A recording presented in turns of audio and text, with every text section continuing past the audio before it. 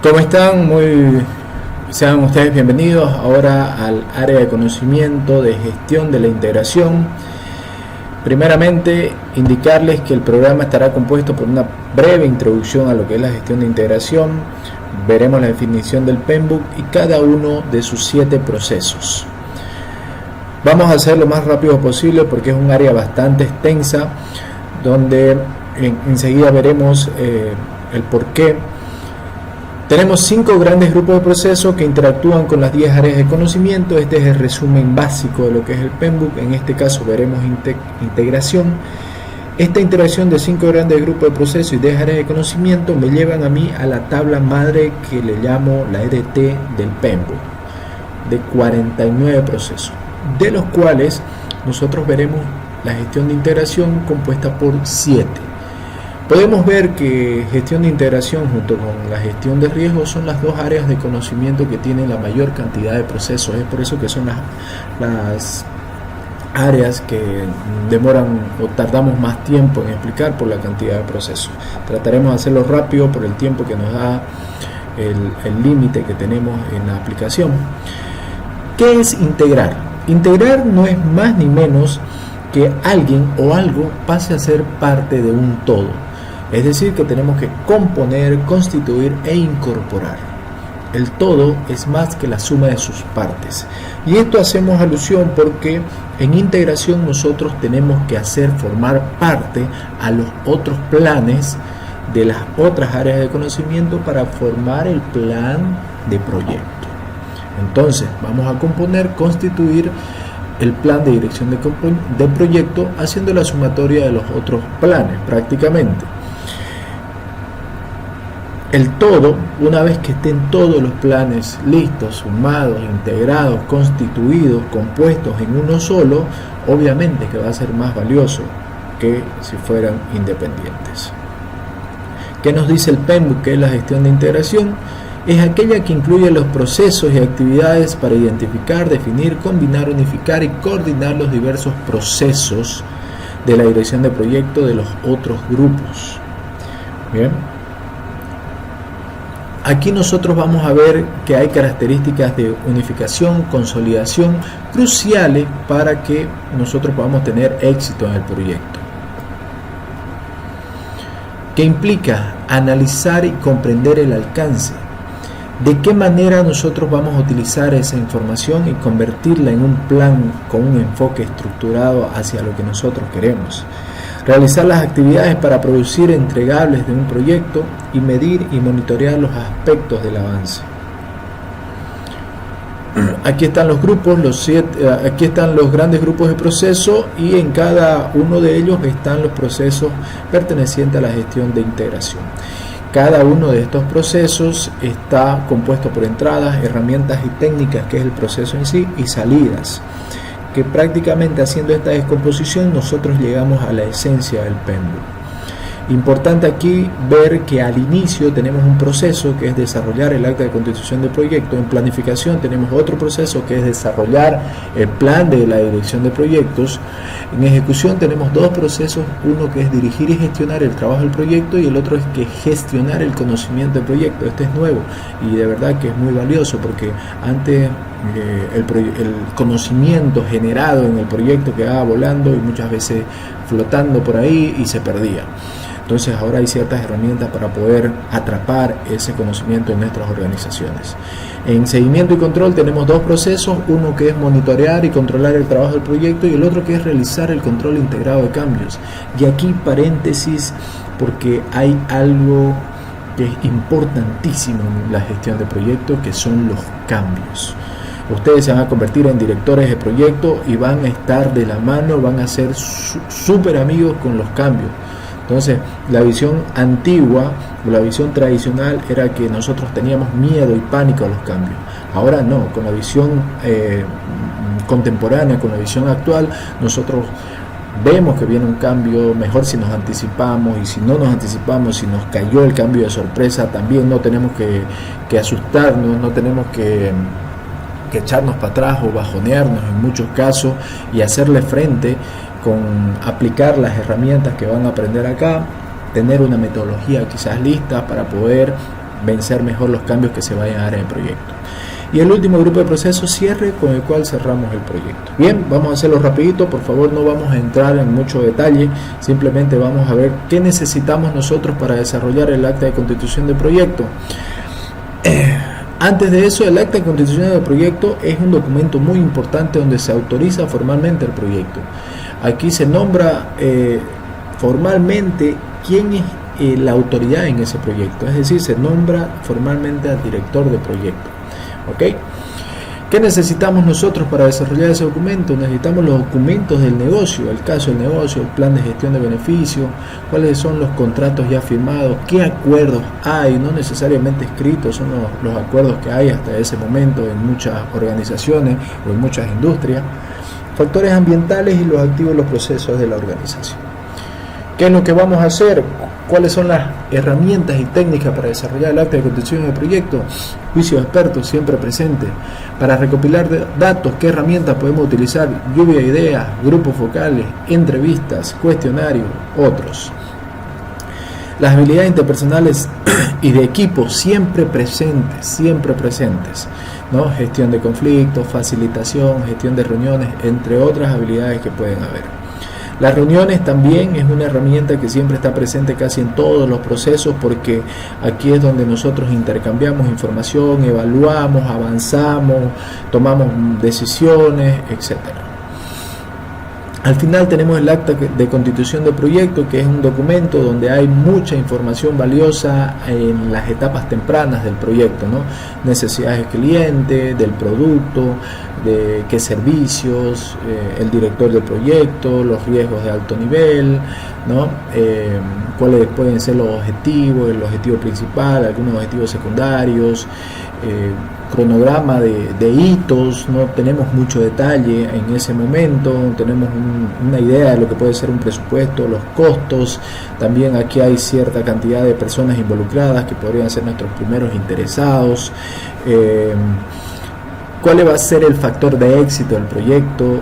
¿Quién decide? ¿Quién aprueba? ¿Cuáles son los niveles de aprobación, ¿no? Como les decía, el nivel de autoridad que pueda tener un director de proyecto u otras personas que ya pueden estar citadas en el documento acta de constitución del proyecto.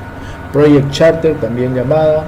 Así que el tema del nombre es, de verdad que he visto muchas organizaciones que utilizan otros nombres, ¿no? Como el acta de inicio del proyecto, el acta de formación del proyecto, la solicitud de proyecto, ¿no? Entonces hay varios nombres que puede tener esto, pero lo importante es el contenido mínimo que pueden ustedes colocar ahí. ¿Cómo desarrollamos? ¿Cuáles son las salidas para el acta de constitución del proyecto, además del mismo documento? Aquí podemos tener nosotros un documento que pueden ser ciertos supuestos que se pueden dar.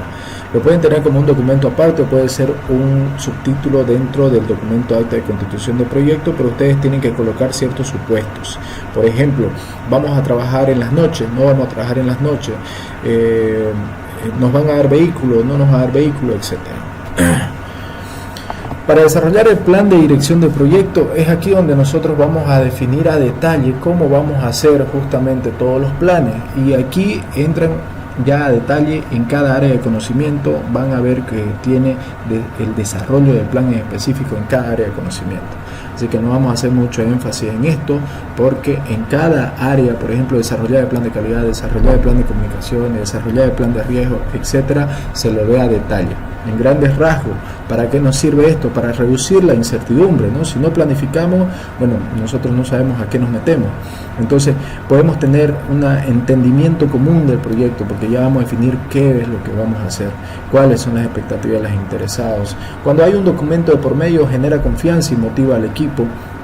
Entonces ahí nos está marcando el camino que vamos a recorrer, cómo vamos a controlar y analizar los desvíos también, es decir, cómo vamos a reaccionar cuando haya los desvíos. Nos pueden llevar a ciertas crisis, ¿no? A ciertos problemas bastante graves. Entonces en el plan debemos estipular nosotros cómo vamos a reaccionar. De esa forma vamos a disminuir la cantidad de problemas del proyecto, vamos a disminuir los cambios, siempre van a haber cambios, pero podemos disminuirlo, y además con un plan nosotros vamos a aumentar la satisfacción del cliente, llámese cliente a la persona dentro del proyecto y persona fuera del proyecto. Así que es importantísimo tener un plan, para lo cual necesitamos el acta de constitución, solicitudes de otros procesos, salidas de otros procesos, factores ambientales de la empresa, activos los procesos de la organización, y utilizamos las herramientas que se repiten constantemente como juicio de expertos, la recopilación de datos, las habilidades interpersonales, las reuniones, para obtener finalmente como salida el plan. El plan puede ser en cada una de las áreas o puede ser un solo documento. Es en función a lo que nosotros podamos definir como equipo de proyecto. Entonces, aquí podemos dar respuesta a muchas cosas con el plan. El nivel de implementación de los procesos, qué herramientas y técnicas vamos a utilizar. Vamos a usar MS Project para el cronograma, vamos a utilizar un software específico para realizar el costo, ¿no? ¿Cómo vamos a ejecutarlo? Aquí lo decimos. Hay un procedimiento específico para una prueba de probetas de hormigón, para una prueba de presión de alguna tubería. Entonces lo citamos y el plan nos lleva a otros documentos que ya podría haber de tener la organización también. Cómo van a ser controlados y supervisados los cambios, la gestión de la configuración, el ciclo de vida, el plan de comunicación, qué va a revisar la gerencia. Entonces nos da una línea base para ver el avance y el control del proyecto. Y aquí tenemos planes subsidiarios, ¿no? O sea, los otros planes que están dentro del plan de dirección del proyecto: alcance, costo, tiempo, o pueden tener otros nombres. Fíjense, el plan de movilización y desmovilización, que se utiliza mucho en la industria minera, petrolera, el plan de compras y contrataciones, plan médico, plan de salud, con las vacunas, cuántos médicos, si va a haber ambulancia, etcétera, plan de medio ambiente. Entonces pueden haber muchos otros planes, no necesariamente nos enfoquemos en las áreas de conocimiento, pueden haber otros planes requeridos por la industria específica o por el proyecto específico. ¿Cómo vamos a dirigir y gestionar el trabajo del proyecto? Bien, aquí nosotros vamos a necesitar el plan para la dirección del proyecto, documento de proyecto, solicitud de cambio, factores ambientales del proceso, factores ambientales de la empresa y los activos de los procesos de la organización. Como herramienta, juicio de expertos. El sistema de información para la dirección del proyecto no son más que los software que nosotros nos vamos a apoyar, sistemas automáticos en línea. Puede ser alguna plataforma que nosotros utilicemos o puede ser algunos software sueltos como el Excel, el Word u otros, etc. Las reuniones siempre presentes, y al final nosotros, para dirigir y gestionar el trabajo, tenemos como salidas los entregables, que es el producto resultado que se puede verificar que sí se terminó un proceso o una fase del proyecto. Puede también ser salidas los datos del desempeño del trabajo, los registros de incidentes, solicitudes de cambio y las actualizaciones siempre presentes a lo que nosotros veamos conveniente que se deba actualizar. Gestionar el conocimiento del proyecto, esto que les decía que es nuevo y muy importante. Entonces es aquí en los proyectos donde se da que hay mucho conocimiento y se crea nuevo conocimiento para alcanzar los objetivos, y hay un aprendizaje no solamente de las personas involucradas, sino como organización nos lleva a un siguiente nivel en el conocimiento. Hay conocimiento explícito y tácito. El explícito se puede codificar, guardar y compartir, pero hay conocimiento tácito que es muy difícil de guardar, de compartir, como lo que es la intuición, la experiencia, los valores que uno adquiere, las creencias, las culturas y actitud. Entonces hay que ver la mejor forma de transmitir ese conocimiento tácito a todo el equipo de proyecto. ¿Qué necesitamos nosotros para gestionar el conocimiento? El plan, los documentos de proyecto, entregables, los factores ambientales y los activos de los procesos de la organización. El juicio de expertos, porque es de los expertos que nosotros vamos a sacar el conocimiento. ¿Cuáles son las herramientas para gestión de conocimiento? Bien, pues debemos compartir el conocimiento tácito interdisciplinario. ¿Cómo? Con comunidades de práctica. Podemos tener una intranet nosotros dentro de de la empresa, donde podemos colocar comunidades prácticas, donde estén los mecánicos, los eléctricos, ¿no?, los químicos, etcétera. Reuniones formales o informales, ¿no? Las salteñas de los lunes o de los sábados, o tenga un día específico donde hacemos ambientes informales y compartimos cierta información, aunque digamos que no vamos a compartir, siempre en el trabajo estamos hablando de algunos problemas o algunas soluciones que les dimos. Observaciones de ida y vuelta, los foros es importante también, los grupos focales, seminarios, talleres, capacitaciones, conferencias, el storytelling, que son las narraciones de las historias, las ferias, desayunos, café, almuerzo. Hay que ver la mejor forma de que ese conocimiento tácito, por ejemplo, de las personas que están a punto de jubilación, lo transmitan a las nuevas generaciones. Gestión de la información, es decir, tenemos que tener nosotros un lugar para poder conectar a las personas con esa información. Una biblioteca es un buen ambiente para tener esto. Habilidades interpersonales y de equipo. Y al final nosotros vamos a tener un registro de lecciones aprendidas, actualizaciones al plan de dirección de proyecto y a los activos de los procesos de la organización. ¿Cómo nosotros monitoreamos? ¿Qué es monitorear? Entonces aquí es donde nosotros analizamos y regulamos el avance para que se cumplan los objetivos definidos en el proyecto. Hay una diferencia entre lo que es monitorear y controlar. Monitorear es observar lo que está ocurriendo en el proyecto. Bien, y controlar es implementar acciones correctivas cuando sea preciso. Entonces es tomar el control mediante esas acciones de los errores o de las cosas que estén pasando en el proyecto. Así que hay una pequeña diferencia ahí. Entonces nosotros tenemos que monitorear y controlar el trabajo del proyecto. ¿Qué necesitamos? Necesitamos el plan para la dirección del proyecto, documentos del proyecto, información sobre el desempeño del trabajo, acuerdos, factores ambientales de la empresa y activos en los procesos de la organización. Las herramientas que vamos a utilizar, los juicios expertos siempre presentes, el análisis de datos con sus distintas alternativas o variantes, análisis de alternativas, análisis costo-beneficio, análisis del valor ganado, análisis de la causa raíz, análisis de tendencia, análisis de la variación, y todo ese tipo de análisis nosotros podemos utilizar para monitorear y controlar el trabajo del proyecto. Hay que tomar decisiones, podemos hacerlo por votación, mayoría simple, mayoría absoluta, 2/3, etc. Las reuniones siempre nos van a ayudar, y al final vamos a tener los informes de desempeño del trabajo, las solicitudes de cambio y las actualizaciones siempre presentes. Realizar el control integrado de cambios. El control integrado de cambios es algo bastante importante en los proyectos, porque los proyectos siempre están sujetos a cambio. El cambio es un proceso, el cambio no siempre se da de la noche a la mañana. Si hay un cambio que se dio a la noche a la mañana es porque hubo un proceso de planificación, alguien lo pensó anteriormente, entonces no es tan rápido como pareciera.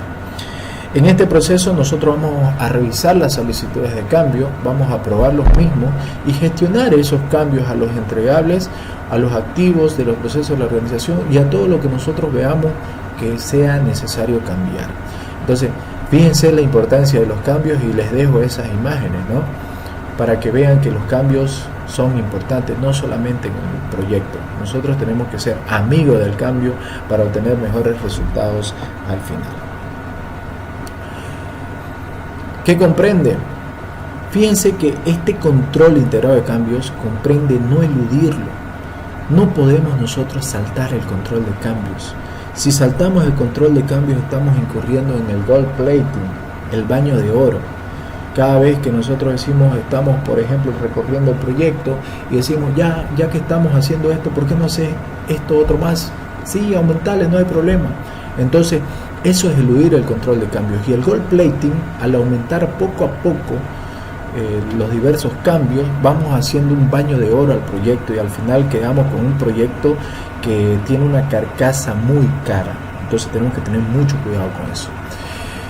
Comprende revisar, analizar y aprobar los cambios. Revisar, analizar y aprobar. Tienen que haber cambios aprobados o rechazados definitivamente. Los cambios aprobados son los que se van a implementar. Entonces, la idea de los cambios es mantener la integridad de la línea base. Entonces, también nos transformamos prácticamente en personas que estamos constantemente haciendo acciones preventivas y correctivas. Tenemos que integrar los cambios con las otras áreas. Los cambios se dan en todas las áreas del proyecto y documentamos el impacto de estas solicitudes de cambio. Ustedes saben que es un cambio.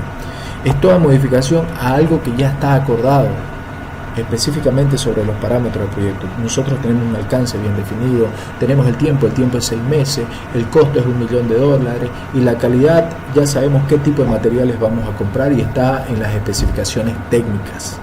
Entonces, hay modificación a cualquiera de estos parámetros, necesitamos una gestión de cambios.